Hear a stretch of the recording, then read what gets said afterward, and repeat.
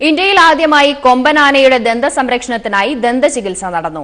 ദന്തരോഗ വിദഗ്ധനായ കണ്ണൂർ സ്വദേശി CP പ്രദീപാണ് വിണ്ടുകീറിയ ആനക്കൊമ്പ് ശസ്ത്രക്രിയയിലൂടെ നേരെയാക്കിയത്. 5 വർഷം മുൻപാണ് 27 വയസ്സുകാരനായ കൊമ്പന്റെ പൗരുഷത്തിന് ഭംഗം വരുത്തി കൊമ്പുകൾ വിണ്ടുകീറിയത്. വിള്ളൽ മജ്ജയിലേക്ക് നീണ്ട് അപകടമുണ്ടാകുമെന്ന് തോന്നിയപ്പോഴാണ് ആനയുടെ ഉടമ ദന്ത ഡോക്ടറെ സമീപിച്ചത്.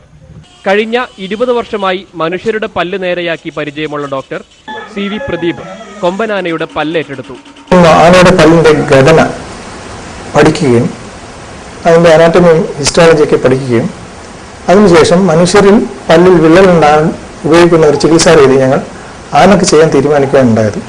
2 മാസമെടുത്ത് മനുഷ്യരുടെയും ആനകളുടെയും പല്ലിന്റെ വ്യത്യാസം മനസ്സിലാക്കിയാണ് ശസ്ത്രക്രിയ തുടങ്ങിയത്. നാനോ ടെക്നോളജി ഉപയോഗിച്ചാണ് ചികിത്സ പൂർത്തിയാക്കിയത്. 2.5 മണിക്കൂർ നീണ്ട ചികിത്സയിൽ മനുഷ്യരെക്കാളും നന്നായി ആന അനുസരണ കാട്ടിയെന്ന് ഡോക്ടർ പറഞ്ഞു.